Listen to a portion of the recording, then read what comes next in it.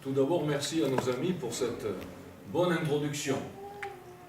Ils nous ont rappelé qu'en toutes circonstances, et surtout lorsque les circonstances sont adverses, sont difficiles à vivre, nous pouvons compter sur le Seigneur, c'est lui qui nous encourage.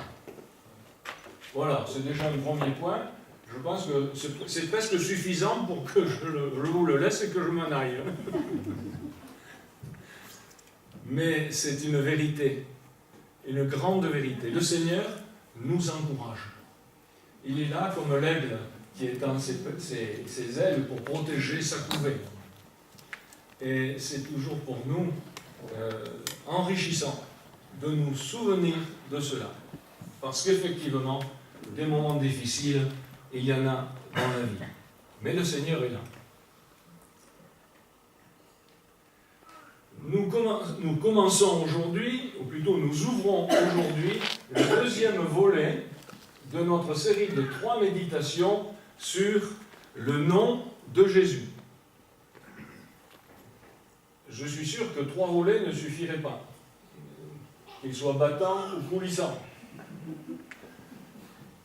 Parce que la richesse du nom de Jésus est telle que nous la découvrirons dans toute sa plénitude, dans toute son étendue, dans tous ses effets, lorsque nous serons passés de l'autre côté là-bas. Vous savez, au-delà de la rivière, là où les berges sont toujours fleuries. Alors je ne sais pas si ce sera des asphodèles, je ne crois pas. Parce que vous savez que les asphodèles, c'était les plantes qui, chez les Grecs, étaient plantées sur les champs des morts qu'on appelait les Champs-Élysées. Vous aviez les Champs-Élysées, là vous aviez des asphodèles, c'est la plante des morts. Bon, chez nous c'est les chrysanthèmes. Et comme je suis un petit peu à contre-courant, j'ai planté beaucoup de chrysanthèmes sur ma terrasse. Et c'est très beau. Et en même temps que pour certains c'est le symbole de la mort, pour moi c'est le symbole de la vie, de la création de Dieu. Parce qu'il n'y en a pas il n'y a pas un chrysanthème ou un chrysanthème qui ne ressemble à l'autre. C'est très beau. Alors je vous invite ce matin donc à faire une première lecture dans le livre de l'Exode au chapitre 3 versets 11 à 15 et vous comprendrez pourquoi. Parce qu'au cours de la méditation, je lirai un autre texte qui fait référence à celui-là. Moïse dit à Dieu, « Qui suis-je pour aller vers Pharaon et pour faire sortir d'Égypte les enfants d'Israël ?» Dieu dit, « Je serai avec toi, et ceci sera pour toi le signe que c'est moi qui t'envoie. Quand tu auras fait sortir d'Égypte le peuple, vous servirez sur cette montagne. » La montagne d'Horeb.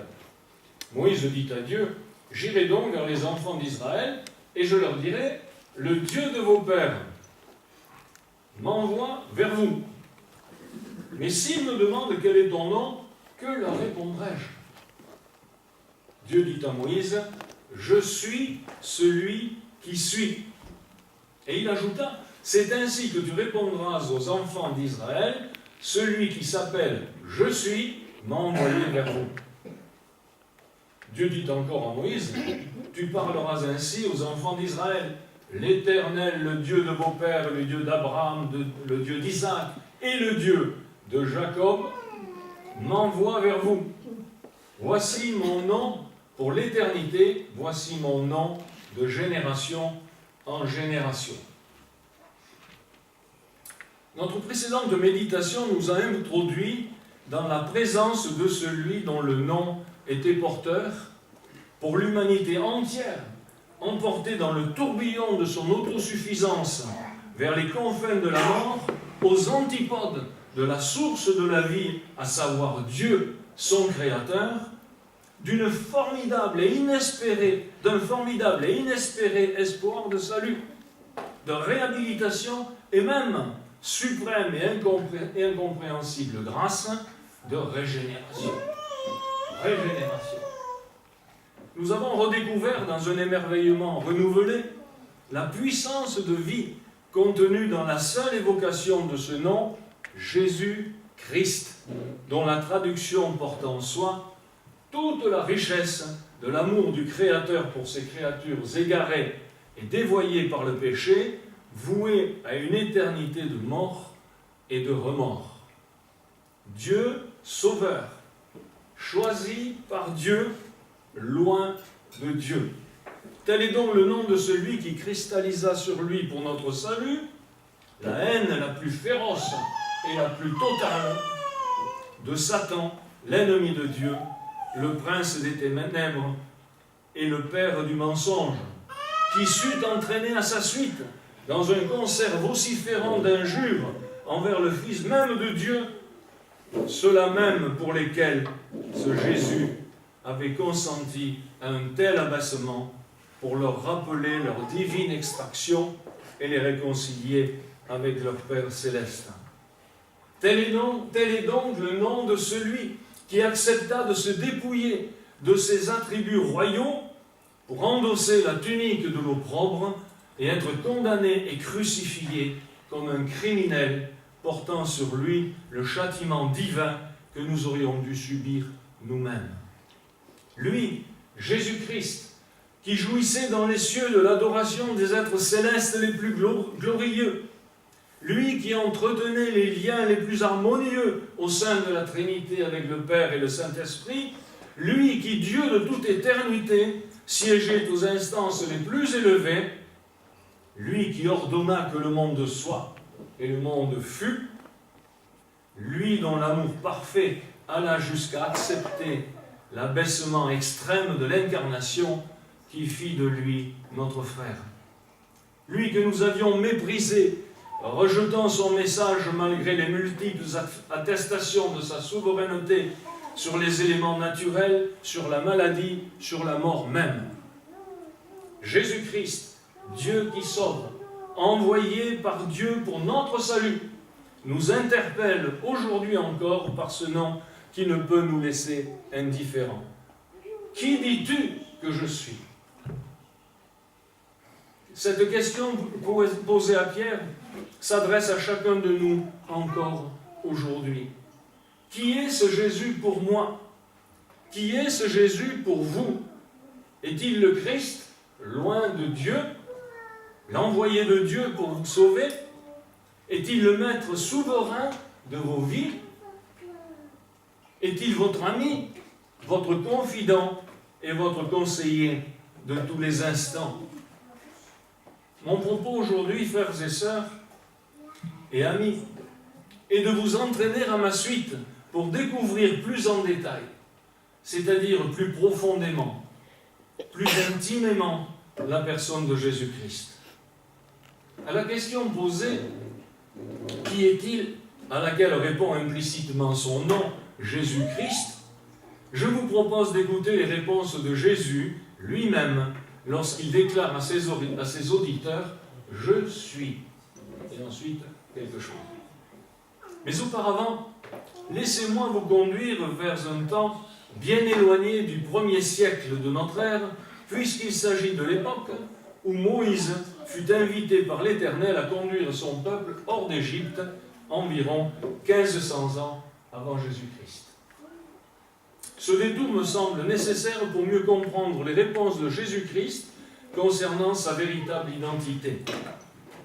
La scène se déroule en Égypte, sur le mont Horeb, où Moïse est venu faire paître le troupeau de son beau-père, Jéthro. C'est sur cette montagne de Dieu que ce dernier va lui parler au milieu d'un buisson ardent et lui indiquer l'objet de sa mission. Allez voir le Pharaon et faire sortir d'Égypte son peuple. Le Pharaon, le plus puissant de la terre à ce moment-là. Moïse dit alors à Dieu, « J'irai donc vers les enfants d'Israël, et je leur dirai, « Le Dieu de vos pères m'envoie vers vous. Mais s'ils me demandent quel est son nom, que leur répondrai-je » Dieu dit à Moïse, « Je suis celui qui suis. » Et il ajouta, « C'est ainsi que tu répondras aux enfants d'Israël, celui qui s'appelle Je suis m'a envoyé vers vous. Je suis celui qui dit Je suis. » Ainsi que nous l'avons souligné précédemment, le nom dans l'Antiquité jouait un rôle capital, car le nom était le symbole de toute la personne. Dieu appelle Moïse par son nom, sauver des eaux, et Moïse demande à Dieu le sien. Connaître le nom d'un être, de quelqu'un, c'est le connaître tout entier. Ce fut même, selon les magiciens de l'époque, croire que l'on pouvait, en employant le nom d'un Dieu, exercer un pouvoir sur lui. Nombreux sont les textes bibliques qui soulignent l'importance du nom. Dans Deutéronome 5, verset 11, nous lisons « Tu ne prendras point le nom de l'Éternel, ton Dieu, en vain. »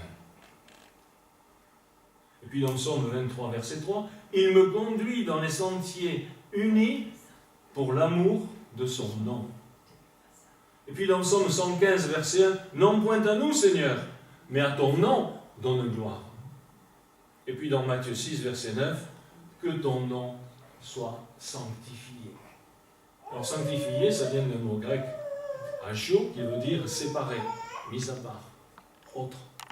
Que ton nom soit mis à part. Mais quel est le nom de Dieu? De notre Dieu. Le Dieu qui parle ici est déjà celui connu antérieurement. C'est le Dieu d'Abraham, d'Isaac et de Jacob. Or ici, Dieu va se révéler davantage aux hommes en s'identifiant par son nom. Seulement ce nom est exprimé par une phrase difficile à comprendre et à traduire. Le mot du début, « je suis », est le même que celui de sa fin, « je suis ». Je suis celui qui suis. Je suis qui je suis. Mais que peut-on placer entre ces deux je suis? En effet, il s'agit ici d'un présent qui induit l'idée d'éternité. Je suis celui qui suis. Je vous propose donc quelques sens possibles qui se complètent. Je suis, entre parenthèses, celui qui dit, je suis celui qui dit, je suis. Autrement dit, celui qui a l'existence en lui-même, l'être incréé qui existe par lui seul. Je suis toujours ce que je suis. Autrement dit, je suis l'Éternel, ainsi que le traduisent nos Bibles protestantes. Je suis celui qui peut dire, je suis. Autrement dit, celui qui possède la vie, qui est le vivant. Je suis qui je suis. C'est-à-dire, je refuse de faire connaître mon véritable nom. Je suis un être mystérieux et impénétrable. De fait, l'homme peut-il connaître Dieu? Souvenez-vous, si un homme regarde Dieu en face, il est consumé. C'est pour ça que chaque fois qu'un ange de l'Éternel se présente à un des futurs prophètes, il tombe à genoux, il est comme mort. Parce que la sainteté de Dieu est tellement lumineuse, tellement éclatante, que notre péché, fût-il le plus infime, nous consume de l'intérieur. De fait, l'homme peut-il connaître Dieu?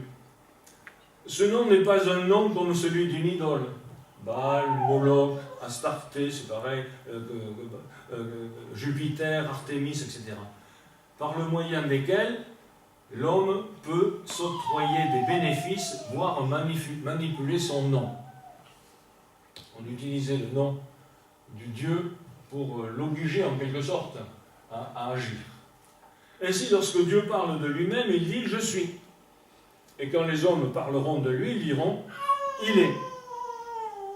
Cette expression, les Hébreux qui n'employaient pas de voyelles l'ont écrite en utilisant 4 consonnes appelées le tétragramme sacré. Y-H-V-H. Ce n'est qu'au Moyen-Âge qu'on plaça les voyelles d'Adonai, qui signifie Seigneur, entre ces consonnes pour donner naissance au mot artificiel de Jéhovah ou Yahovah. La bonne transcription eût été Yahvé, employée par les Bibles catholiques modernes. Quels enseignements pouvons-nous tirer de ce que nous venons de découvrir? Tout d'abord, que Dieu s'est révélé à Moïse sous l'expression « Je suis », à savoir que Dieu existe, qu'il est l'Éternel et qu'il est le vivant. Cependant, parce qu'il ne peut se révéler totalement aux hommes, Dieu demeure inévitablement un Dieu caché. On le voit à travers son œuvre, la création, on le voit à travers un tableau, le peintre qui est derrière, mais on ne voit pas le peintre. On ne voit pas Dieu. On dit Dieu a créé.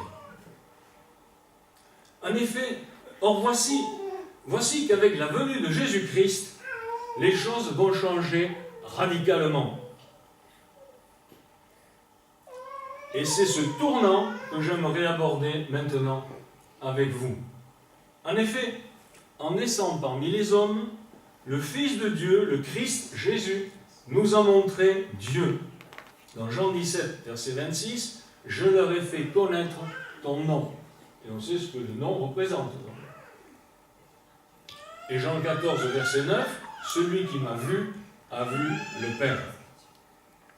Ce nom mystérieux de Dieu, caché derrière le tétragramme sacré, imprononçable, nous le connaissons aussi maintenant dans une autre configuration, à travers le nom de Jésus.